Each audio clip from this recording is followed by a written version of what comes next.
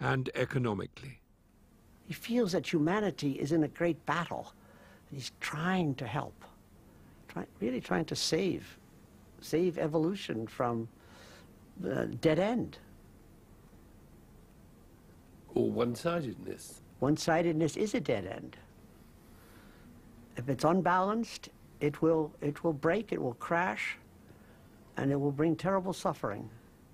Well, see, Steiner feels we have already been through terrible suffering.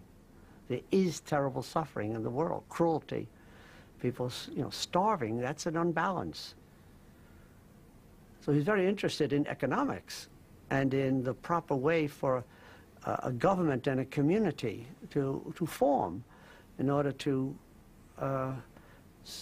really to save people from starvation and also from meaningless work.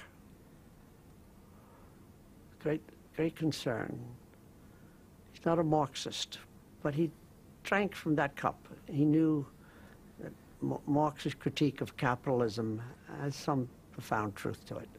It's a cruel system. Totalitarianism is also cruel.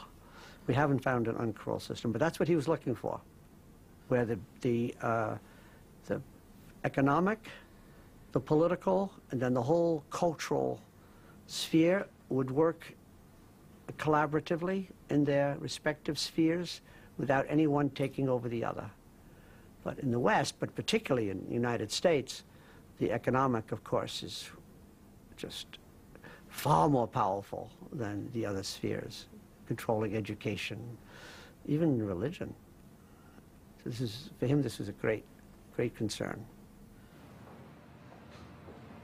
Economics points to banking, and the concern expressed by Steiner nearly 100 years ago and echoed by Robert McDermott that the economic sphere has got too big for its boots has increasingly become the concern of many. Here in London, at the client day of the UK branch of the Dutch-based Triodos Bank, are both customers and bankers who are trying to work in a different way with money. Greater transparency, greater responsibility, and greater consciousness of how the money deposited is actually used. Peter Blom is chairman of the executive board of Triodos Bank. I'm convinced that banks should look more at what is really needed in society and then make out of that a feasible business. And then you need some profit, of course. You cannot do without profit, but you don't start with profit. Profit is the result. And I think that was also something what relates strongly to what Steiner always said. Profit is not something you aim for. Profit is something what is a sign of a healthy operation. It's emerging from a healthy transaction. And that is a much better way of looking at profit than putting it there as a goal, as an objective, and make everything work for that goal. With Steiner, he always had the human being in the back of his mind when he was talking about economics, about medicine or whatever. And that is an important element what we can learn about, because most of the thinking now, we exclude the human being. It's about the system, and the human being should fit into the system. And what he did was saying, well, let's take each human being as a starting point, and let's design something around that, what can work to serve human beings.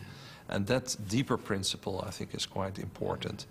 And you cannot achieve that by just copying what he has said or just repeat what he has said. I think that's the challenge, maybe not so much for him, but for us to work with